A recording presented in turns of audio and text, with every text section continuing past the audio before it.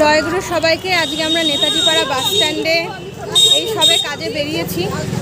অনেকদিন আমাদের কাজ বন্ধ ছিল, রোদে প্রচণ্ড গরম এবং রোদ ছিল, বেরোনোর মতন অবস্থা ছিল না। আজকে ঠাকুর ওয়েদার দয়া করে ভালো করে দিয়েছেন, তো আজকে আমরা বেরিয়েছি কাজে। দেখা যাক কেমন কি হয়। এই সবাই আমরা যাচ্ছি, চলুন যাওয়া যাক। আমরা বেরিয়ে মোটামুটি একটা ভালো ওয়েদার তো পেলাম, তারপরে হঠাৎ করে এক পশলা বৃষ্টি। দৌড়ে গিয়ে আমাদের এক গুরু বোনের বাড়িতে ঢুকলাম। এখন আবার একটু একটু বৃষ্টি পড়ছে, তাও সেরকম না, তাই আমরা বেরিয়েছি। আজকে কি হয় ভাগ্যে, দেখি কি ঠাকুর লিখেছেন।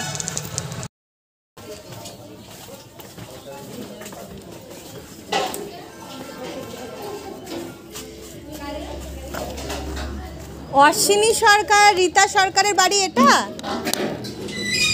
অশ্বিনী সরকার, রীতা সরকারের বাড়ি এটা? শ্রী ঠাকুর অনুকূলচন্দ্রের দীক্ষিত ওরা। বললো তো এখানে সিঁড়ি দিয়ে নেমে এটাই বাড়ি। অশ্বিনী সরকার।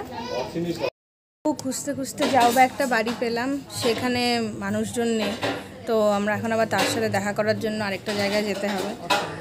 খুবই আজকে আমরা প্রবলেমে পড়েছি, দেখা যাক কি হয়। এই যে মায়েরা এখন ভিজিটের কাজ করছে, চলুন দেখা যাক।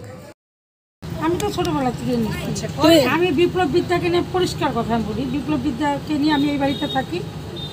ওই যে তামিলনাড়ুর যে সব মেয়েগুলো আসছে।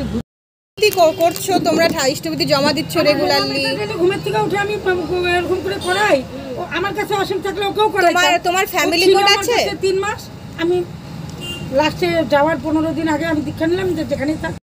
বলছি তোমার ফ্যামিলি কোড আছে? ফ্যামিলি কোড মানে ইষ্টবিধিতে দাও একটা লম্বা সাদা কাগজ। তো আমার কোথায় ওটা? ওটা অসীম কেশবদার কাছে আছে।